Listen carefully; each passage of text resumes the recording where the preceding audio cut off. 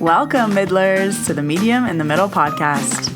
My name is Stephanie, and I take you on a journey of self-discovery and spiritual exploration. I am a Reiki Master Teacher, a spiritual and business mentor, and of course, a psychic medium.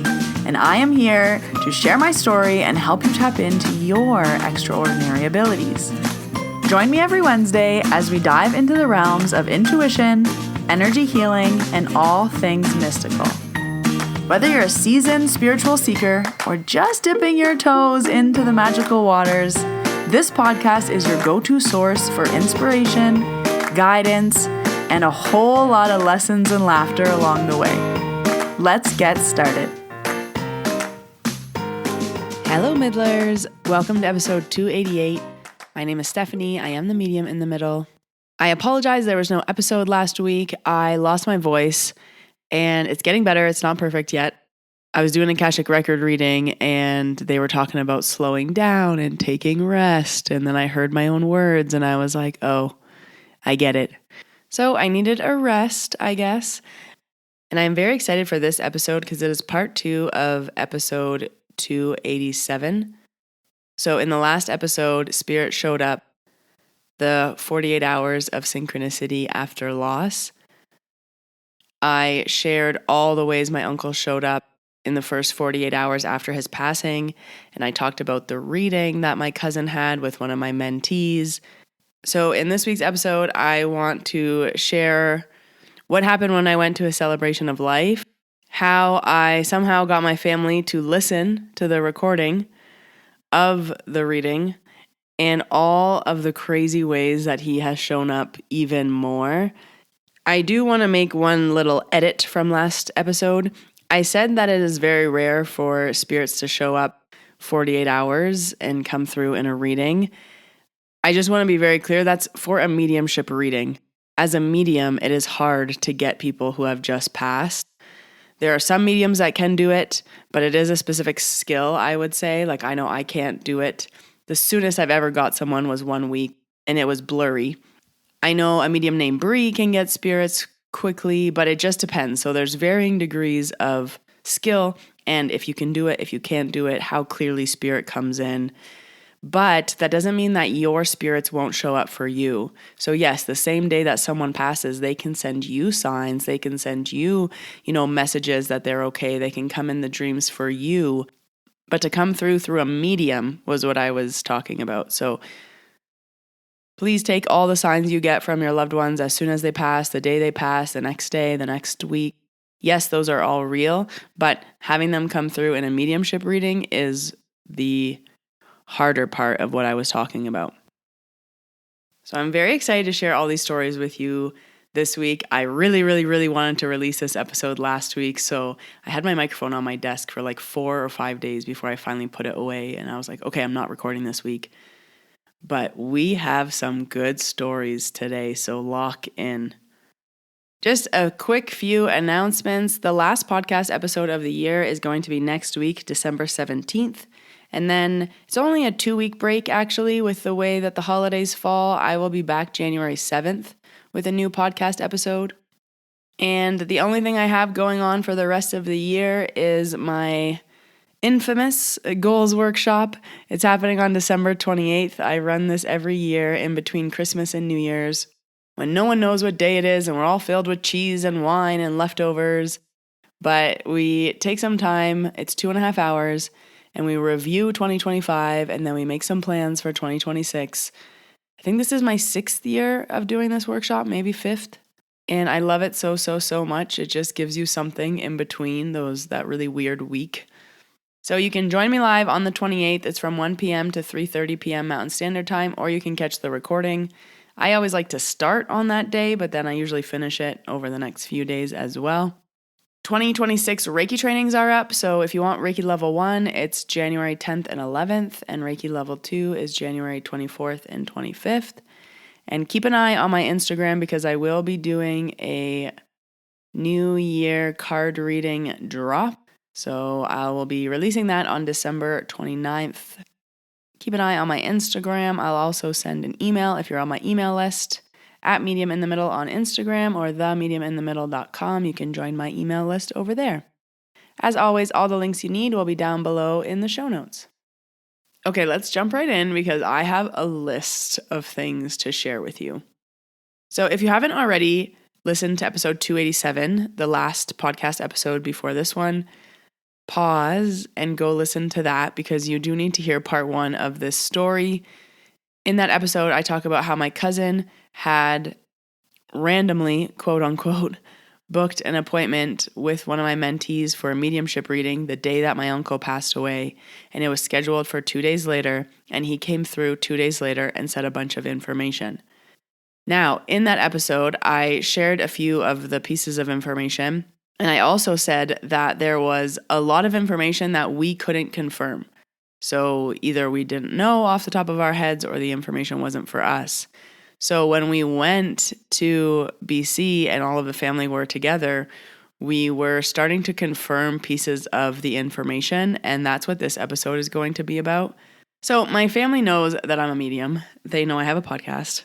I wouldn't say they're into this type of stuff. Like, we don't really talk about it. No one really asks questions, which is fine. Mediumship is not for everybody. However, when my cousin had this reading with one of my students, I felt that it was like my duty to bring this to the family. And I was like, I'll be the spokesperson because my cousin was just the sitter and it's not her responsibility to go, fight the woo-woo battles, the woo-woo family battles. And to be honest, it was much easier than what I was expecting. And I was very, very surprised by my family's response. So I'm not sure if I shared this in last week's episode or not, but I did text everybody when the reading happened. And I kind of said, hey, like, cousin had this reading and here are some details about it. We can talk about it when I'm there. And I had a few messages back and people were seeming interested about it. So I had texted his kids and a few of his brothers and sisters, and my cousin has also told some cousins and some brothers and sisters of his. So word was getting around about this reading. So when I went there, my cousin and I, who had the reading, we were staying at my other cousin's house. And every night we were up late, talking with the family, chatting, catching up. We all haven't been together in a really long time. I think there was 21 of us. So we were up late talking with my cousin, and we said to him, hey, like, cousin had this reading. Do you want to know about it? And after the kids went to bed, he was like, yeah, like, let's talk about it. So we were going through all the details and telling him about it. And he was able to confirm so many things. It was incredible. Again, I am in this realm. I do mediumship all the time. I've been talking to spirit for 8 years. But when it happens to me, I was like, oh my God. So just a few things. Number one, she was talking about in the reading a missing watch and how it was on a top drawer. So my cousin's telling him this piece of information. He's like, what? I've been looking for that watch for the last 2 weeks. What do you mean he talked about the watch? I bought him that watch and I want it back. And we were like, oh yeah. And then when he was talking about the dogs, we said like the letters that she said. And he was like, oh yeah, like Sadie and Bongo, like those were his 2 dogs. Those were like the dogs, like when we think about, he had a lot of dogs, but when we think about, the best dogs, it's always Sadie and Bongo. And because she had said S and B were the initials. And my uncle had lots and lots and lots of dogs. And they were just talking about how like those were like the dogs, like with the most amount of memories, they lived the longest or whatever it might be. And then we get to the portion where we were telling him about how my uncle was like, oh, it's a big party up here. And he was mentioning a wedding. It was like a bigger party than so-and-so's wedding. And we were like, we think he was talking about your wedding. And he said, you get to pick any age you want up here. Like you can pick any age. And before my cousin could even finish the sentence, she said, oh, and your dad said he can pick any age up here. My cousin goes, I bet you he picked 30. And me and my cousin look at each other because we know that he said 30. And we were like, he did say 30. And he was like, oh yeah, my dad always loved 30. He always talked about how life begins at 30. He had his first kid at 30. He used to write on all of our birthday cards, life begins at 30, life begins at 30, life begins at 30. Like, he's like, I have so many cards from my dad saying like 30 is the time that your life begins. Like, of course he would pick 30. And me and my cousin were just like, yeah, he did say 30. Like, that just blew me away. Before we even had time to finish the sentence, he was like, "Oh, I bet you my dad picked 30." And we were like, "Yeah, he did."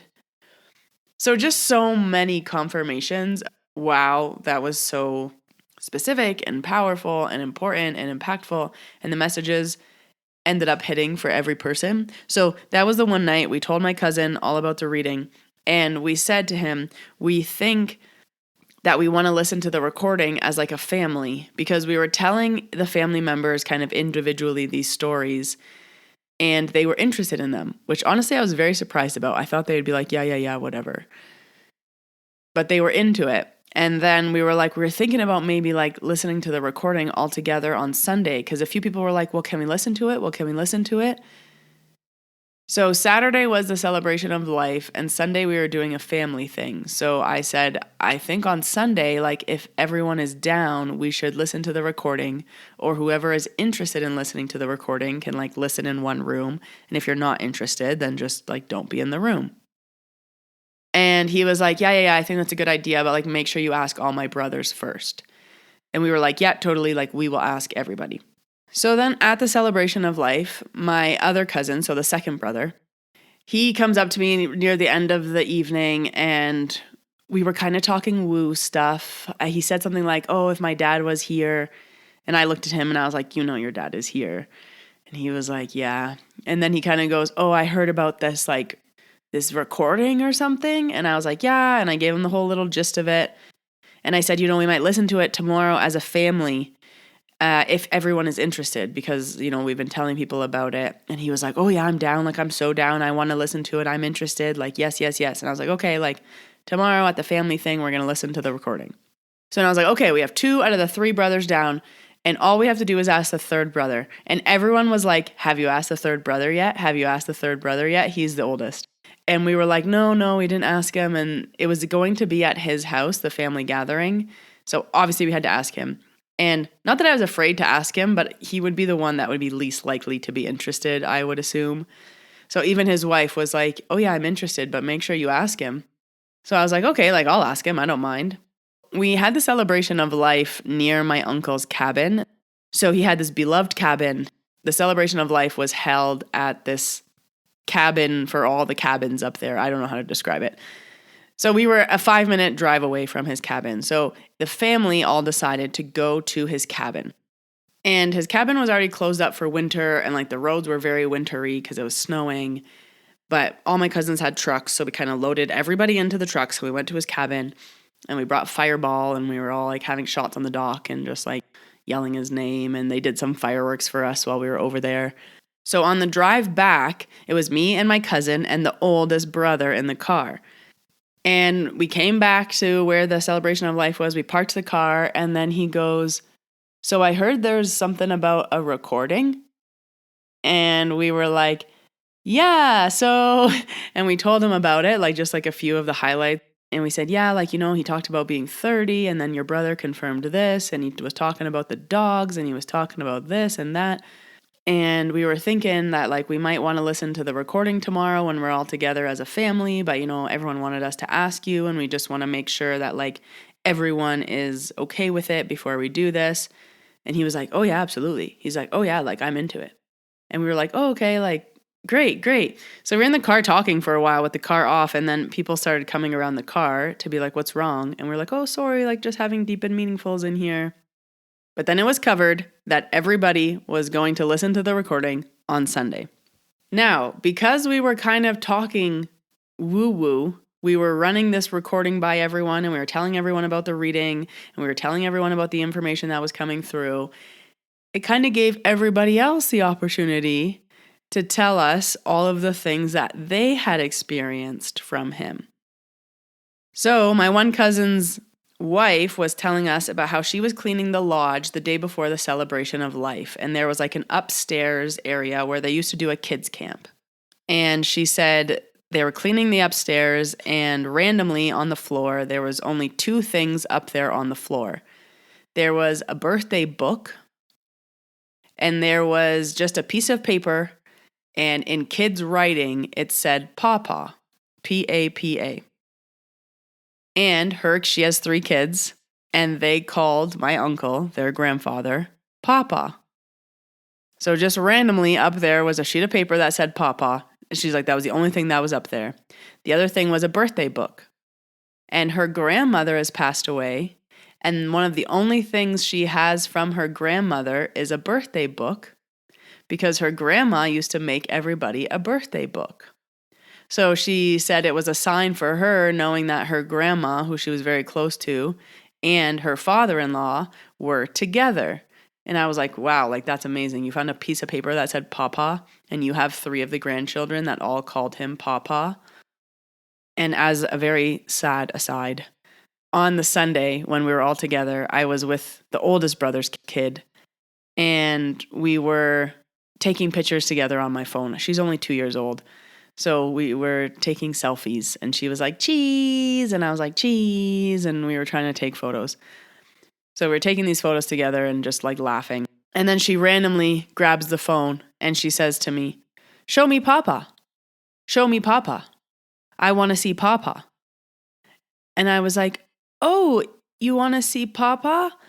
And then I like go and pulled up some of his photos, and I was like looking at his photos with her, and she goes, more, show me more. So then, I'm putting up more photos of him, and then she's like, Papa. And I'm just like pan to my cousin, and I'm staring at him, and I was like, you hear your daughter asking for Papa right now? Like, show me Papa, show me Papa. I have it on video. It was nuts. Anyways, just out of nowhere, she started asking for him when we were all together gathering. And she's 2 years old. Like, she doesn't know. We weren't talking about him. Like, her and I were just taking photos, selfies. And she was saying, cheese, cheese, cheese. She's so cute. And then she goes, show me Papa. We were like, heart sank. We're all trying not to cry. So this next one is buckle up. So my aunt, the one who was very close to him, and she's very musical, so her family played music at the celebration of life. She was messaging the group chat asking, like, does anyone know, like, songs that he used to like, or music that you want to play, or, like, does anyone have any songs you want to include? And we were talking about Santana and how he likes Santana and certain songs from Santana in the group chat. So she goes for a walk one day down by the river, and sitting on a bench is a Santana CD. And it's the Supernatural album. I repeat, walking down the street by the water in 2025, she found a CD, a Santana CD, the album Supernatural. So she said the only word on the album was Supernatural. When was the last time you even saw a CD? Excuse me? And it was just sitting on a bench randomly, perfect for her to see it. And it was a CD, and the title was Supernatural. Supernatural? Are you kidding me? My uncle's out here dropping CDs? Okay, so he has been showing up. All of these crazy things have been happening. We have the celebration of life. We ask everyone's permission. Everyone knows about the recording. And then Sunday comes along, we have the family dinner, it's after dinner, and again, as like the token woo-woo family member, I was like, I feel like it's my responsibility to be like, ting, ting, ting, excuse me, everyone, like, are we ready to listen to the recording now? So that's exactly what I do. I get everyone's attention, and I say like, hey, everyone, like, we've talked to all of you individually about this recording, but like, we're going to listen to it now. If you want to stay and listen, we'll listen. And if you don't, like, feel free to leave. And everybody was like, no, we want to stay. So we gave everyone, 15 minutes to get ready. And then we're like, okay, we're going to be listening to it in the living room. There was only one person that was like, oh, you didn't tell me about the recording.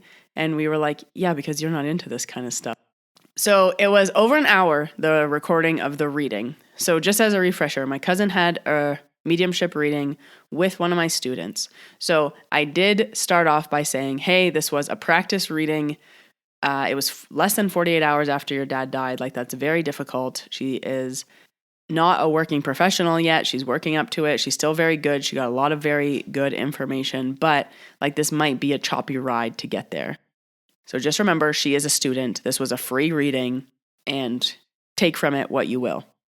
So we're all sitting around the table and the couches and, we're all silent and everyone's listening and everyone has their partner beside them and people are crying and it's emotional and they're looking down. And yes, it's choppy. I'm not going to lie. It's a student reading. He hadn't been passed for a long time. So some things, we took the long way to get there, but there was a lot of very specific and correct information. And once she got into the flow, it was a good reading. But that one family member that I told you about, they were going around and just being the peanut gallery in the corner.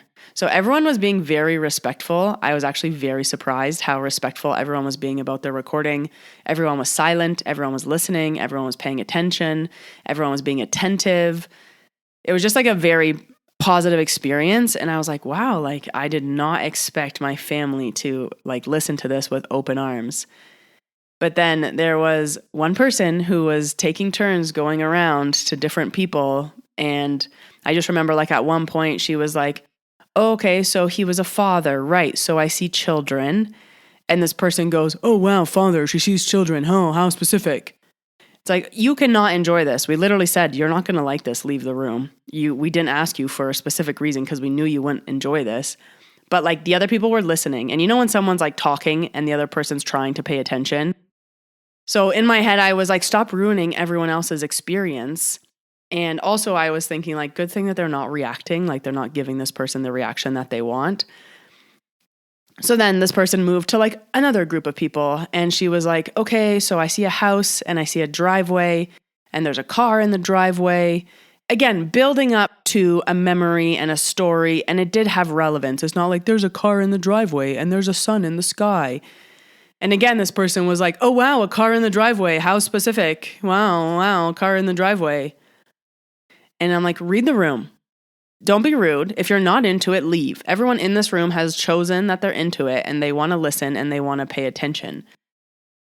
But I also feel like this is everyone's biggest fear, right? Like oh, wow, he's a dad and he has kids. You're being so specific. Oh, there's a car and there's a driveway. Wow, how amazing. So it was also like a shot to the heart of, make fun of this. We started this whole conversation with, this is a student. We're not listening to a professional, hundreds of dollars reading. This is very special that our uncle and their dad came through less than 48 hours after. So the only thing that was like so soothing for me as just like someone who works in this realm, and of course, like, yeah, it sucks when people say stuff like that. You're like, hey, like, let her get to the point. Like, let her finish her sentence about what she's describing, about why the driveway and car were relevant, about, where she's going with a father.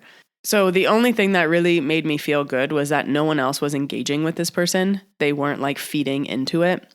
They were trying to listen and they weren't, they were being the peanut gallery and just making comments and no one else was really engaging with it.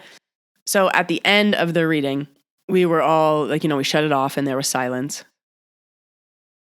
And this person was like now voicing their opinion louder to everybody. And it was like, oh, well, that was really hard. And she was talking around in circles and that really wasn't very specific and amazing. Anyone could have said, and just, going off about all the things, that people say about mediumship when they're not interested. Again, it's fine to be not interested, but everyone in the room was interested. 20 out of 21 people were interested. And of course, I get all defensive and I go to come to the defense. And I was like, yeah, and remember I said it was a student. And remember I said it was less than 48 hours after this person died. Like she did say a lot of specific, undeniable things that, okay, it's not a car in the driveway and he's a dad, he has kids. There was so many other things that were said that were like, how would she know that? How would she know that? So a few times I, piped up in defense of my student because also I hold these people very near and dear to my heart and I respect their work and it means a lot to me. And then this person kept going about like, well, did anyone else find it hard to follow? And did anyone else this, and this? And to warm my little medium heart, even though I've been doing this for 8 years, everyone else disagreed with the person. They were all like, no, we all enjoyed listening to it. No, it was clear for all of us. No, it was like we all understood what was being said and they were all kind of like speaking up in defense. And that just made me so happy. Not that they're defending me, but it was like, oh yeah, like there's always going to be one person or more of like the naysayers who don't want to accept it or who want to poke holes in it or who want to find like, just who want to find something. And then to have everybody be like, no, you're wrong. That was actually really special and beautiful. And no, we all enjoyed it. I was like, oh, like, thank you, family. Thank you. I've always been this black sheep trying to fight for this. And finally, people are like, no, we're going to shut it down. And it's not just me. So it was kind of like a negative situation that turned positive because my entire family just like shut it down. They were like, nope, we all liked it. If you couldn't follow it, that was a you problem. And I just want to reiterate, my family are not woo-woo people. They are not into this. We don't talk about it on a regular basis. They barely ask questions. Like, my family is definitely not my number one supporter. Strangers on the internet are my number one supporters. My family is not. And that's not anything of a dig to them. Mediumship is a very big niche, and I don't expect them to be my number one supporters or, ride for me or fight for what I believe in or what I do. Everyone has their own opinion. That's all I'll say. So to see people that, I wouldn't think would defend this type of work, number one, be so interested in it, be so open, and then defend it to someone who was trying to, talk negatively about it. It was just so nice. I've been doing this for 8 years and I've never had that. Never. So that was very, very special for me as well. So just a few more things that came up as we were listening to it as a family, because this was also my first time listening to it. So I had the notes from my cousin, but I had not listened to the recording. So in the recording, he was talking about how there's this photo of him sitting on a blue couch and he has a baby in his hands and it's like the 90s, and she was describing his facial hair, my uncle's facial hair, and she said there's this photo on the couch and he's holding this baby and the couch is blue. Now, at my uncle's celebration of life, there was hundreds of photos up. There was poster boards, and there were slideshows, and there was multiple tables filled with photos, and there was photo albums, and there was just literally the place was covered with photos. And as she was talking about this blue couch, he's leaning back, he's holding a baby, the way the baby was positioned on his shoulder, and I was like, I remember seeing that photo because I remember seeing the blue couch. So again, because we're at his kid's house, there was a pile of photos there. So I start looking through it and I said, I bet you we have this photo here because it was on one of the poster boards and only some of the photos were at his house. Of course, the one we needed was in the pile that was in my hand. So as she's talking about the blue couch and the baby in the 90s and how it looks like it's the 90s and, the photo is this and that, I am like looking through the photo and I'm like, guys, it's this photo. Like, who's that baby? And my aunt is like, oh, that's my kid. Like, look, it's you. And we were like, oh, it's exactly what she was describing was this photo. And earlier that day, we went to my uncle's house and we were all taking something of his. So we all wanted to take something of his. So the family went to his house and, I got a shirt and I got a hat. And the cousin in this photo had gotten a pocket knife. And in the photo, my uncle is sitting on the blue couch and on his hip is a pocket knife. And so when I hand him the photo, he's looking at the photo and he's like, what? Is that the pocket knife that I picked up from his house today? So he takes out the pocket knife from his pocket and it looks like the exact same pocket knife. Is it the exact same pocket knife from the 90s? I don't know, but the case looked the exact same. And we're all looking at the pocket knife that he grabbed, just so happened to grab from his house that day. And we're looking at the pocket knife in the photo. And we were like, is it the same pocket knife? Is it the same pocket knife? And of course, the naysayer in the background was like, it's not the same pocket knife. And we're like, oh, even if it's not the same pocket knife, like, the 90s, the blue couch, the baby, he has the pocket knife, you have the pocket knife. And he was like, can I take this picture? We were like, yeah, like take the photo, take the pocket knife. Like, this is you as a baby. He's holding you as a baby. And then, of course, the naysayer was like, well, it wasn't in the 90s because he was born in the year 2000. And again, the whole family just rolled their eyes. And I was like, thank you. Because the photo looks like the 90s. Like, it is. Like, the couch, the decor, the way his hair is, the way he's dressed, the pocket knife on his hip. Like, as a medium, if I were to look at that photos, I would not say early 2000s. It looked like the 90s. So again, it was just one of those things of like, but he was born in the year 2000, not the 90s. Sorry, she was 1 year off. If it didn't fit, I'd be the first person to say it didn't fit. It wasn't like he was born in 2010. He was born in the year 2000, and she said the 90s. If he was born in 99, she would have been right. So again, another beautiful sign for my cousin of him holding the baby, the pocket knife that he just randomly had picked up from his house that day. It was perfect. Everyone got a message in the reading. Like there was something for everybody. And you can see everyone pipe up where they're like, they're talking about this. They're talking about this. Oh, now she's talking about this. Oh, do you remember when we used to do this as a kid? Like it was so cool to see everyone's also reaction to what she was saying. Oh yeah, you remember this dog? Oh yeah, do you remember when he used to wax his car in the driveway and he wouldn't let anyone touch that car and no. So, everyone had tears in their eyes and it was beautiful and it was just so well received, besides that one person, which was fine. I'm used to that. It was also so validating because I had, again, 20 people being like, no, that was beautiful. No, that was special. No, that fits. No, the blue couch, the 90s, close enough. Like just seeing people accept the messages, it was so beautiful. So I walked away from this experience feeling so good because I don't want to say it felt like the first time I was being accepted by my family. Because individually, there has been people who have individually, like we've either had a moment or we've had something happen or I've done a reading for them. Like there's a few people in my family who definitely we've had some crazy experiences together. But for everybody to be together and for everyone to be so accepting, it was so beautiful and special. And just like the nice things they were saying about my student. And then they were asking about my program. They were asking about the student. They were asking about, all the synchronicities that led to my cousin even getting a reading because I never used my friends and family, how long it took for them to book the reading. Again, she should have booked it weeks prior. So they were like interested in my job and they were interested in what I do. My family doesn't ask me about this stuff. Like they're not spiritual people, which is fine. Any business that you do, your friends and family are never your number one customers or your number one supporters. And I think that's a common misconception of you think that like those are going to be your ride or dies. They're not. And that's not a bad thing. They're not your target audience. So especially something so niche as mediumship, I don't expect people to be interested in it. I don't expect people to ask me questions.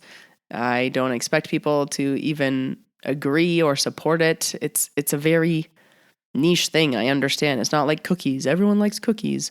Or I'm selling shoes. Everyone wears shoes. No, it's mediumship. Like it's pretty, we're pretty woo. But to see everybody accept the woo and be so interested and having all those beautiful conversations all weekend with every single person individually and people asking questions and people being interested and just like seeing the wheels turn. And so many like, well, I never thought about that. Well, I've never really been like that. Well, I've never had an experience like that. Well, I've never had anything like that happen to me personally. Well, now I don't know what I think because I've never really had anything like this happen. And I'm just sitting there like, yes, like, it's like watching people's eyes open. You're like, oh, look. And then I just left. And like leaving you with that. Good luck. Your dad's been sending so many signs. He's going to keep sending so many signs. He's been showing up so strongly. And just 2 more points I want to make before we wrap up this episode. One of the last things she said in the reading, right before we shut it off, and I kept being like, let's shut it off. The reading's done. Let's shut it off. The reading's done. And my cousin's like, no, she talks for a few more minutes. But she wasn't really talking about anything. She was like, oh, like, thanks for your uncle. Like, he did a great job. Like, I'm so happy the messages finally landed. I'm so glad it finally came through. It was a little rocky at the start, but and she was just saying stuff like that. And I was like, cuz, let's shut it off. Like the reading's done. She's like, no, like let it play for a few more minutes. Anyways, right before we ended it, she said, oh, your uncle just came in like a bullet. And it just must have been his personality. He just came in so fast. It was like a bullet. She said the word bullet. My uncle wanted his ashes to be put in bullets. And everyone in the family gets a bullet filled with his ashes. My cousin made a special bench for his dad, and he put one of the bullets in the bench.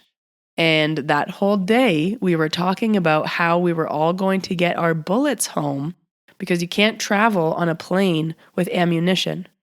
So we were talking about bullets that whole weekend. And then one of the last sentences that she says is some saying about coming in like a bullet. And again, when the reading happened 2 days after his passing, we, as in me and my cousin, didn't know about the bullet thing yet. So that last sentence wasn't even relevant. So it wasn't until we were re-listening to it, I stared at my cousin and I was like, I didn't know she said the word bullet. Again, just like jaw-dropping, amazing. It was this whole thing where my cousins had to go out and they had to shoot the rounds and how many rounds were they going to shoot and then putting the ashes in the bullets and how are we all getting the bullets and we can't fly with bullets, so we have to ship the bullets and who's shipping whose bullet. And then she says the word bullet was one of the last things in the reading. It was like, guys, that's undeniable. That is undeniable. I've never said the word bullet in a reading. Also, for me, I kept wanting to shut the reading off. I was like, she's done. Like, she's just rambling now. Shut it off. Shut it off. My cousin was like, no. And I was like, shut off the recording. She's just like, oh, that was nice. And thanks to your uncle. And he did a great job. And I was like, oh, that's why we had to keep listening to it. Because we had to wait for her to say the word bullet. So this episode was supposed to be released last week. And the last thing I will share about how my uncle has come through before we wrap up this series is last night I got a message from my aunt, his sister, and she said, do. I got a message this morning from my brother's phone at 1:44 a.m. And I said, what? She said, yeah, and the text message said, I'm thinking of you with a kissy face. I said, what? And then she texted back and she said, who is this? And she didn't get a response. And the person that has his phone is his partner. Like, she now has his phone. But why would she be texting late at night? So it wouldn't have been 2 a.m. her time because they're in Ontario and she's in BC. But it still would have been, 11 p.m. So she woke up to a text message from her brother. And she's like, it freaked me out because she was like, he's dead. How is he texting me? So just another confirmation if you ever randomly get a message from someone. I've had people had like Facebook messages, text messages, voicemails. Spirit is powerful and energy is real. You cannot tell me any differently. So take this episode as you will like. If you are a believer, if you are a non-believer, if you are on the fence. And that's what I think the beauty of mediumship is. It's for you. So take it if you want it and leave it if you don't want it. The disrespect bothered me about the one person speaking up. But I'm used to it by now, especially from that person. So it was like kind of irrelevant. It's like, of course, this person's going to say that. There's always going to be one. So also your reminder, if you have that person in your family or in your friend group, or if you're worried about those type of people, there's nothing to worry about. Let them not believe it. Let them make their little comments. It doesn't matter. It doesn't take away from your experience and what you know to be true. And there will always be that person. But seeing my entire family stand up to that person was just, again, so validating and so special because that does not happen every day. That's probably a once in a lifetime experience that I get to have. So I really wanted to share even that difficult piece with you because I know everyone is worried about having that one person in their life, or everyone's worried about someone saying things like that. And everyone can have their own opinion. We don't have to convince people. We don't have to force it. It's just like, hey, if you think that, it'd be nice if you kept it to yourself, but thank you for listening to this story and for coming along with me and my family on this journey. Again, thank you for all your sympathies for my uncle. He was larger than life. It was also so beautiful being at a celebration of life and hearing so many people talk about, he was like a father to me. He helped raise me. He showed up to every recital. He did this. He did that. And it was so nice hearing all of those things as well. Just the memory of people, talk about your loved ones, keep them alive, remember them. For one last time, we are raising a spicy Caesar to you, Uncle. Cheers. Keep on partying as your 30-year-old self up there. Thank you for showing up so strongly. I know you will continue to show up for me and your entire family. This was so special. And I feel so lucky to have experienced all of it, and then even luckier to relive it and share it on the podcast with all of you. So thank you for listening. As always, all the links you need are down below in the show notes. If you want to work with me, you can book an appointment, a Reiki training, book in for the goals workshop happening on December 28th, themediuminthemiddle.com. Follow me on Instagram for any last minute drops of the year and flash sales at Medium in the Middle. I release new episodes every Wednesday, and next Wednesday will be the last episode of the year. But until next Wednesday, Middlers, when I see you in your ears, I hope you have a wonderful week. Bye, everybody.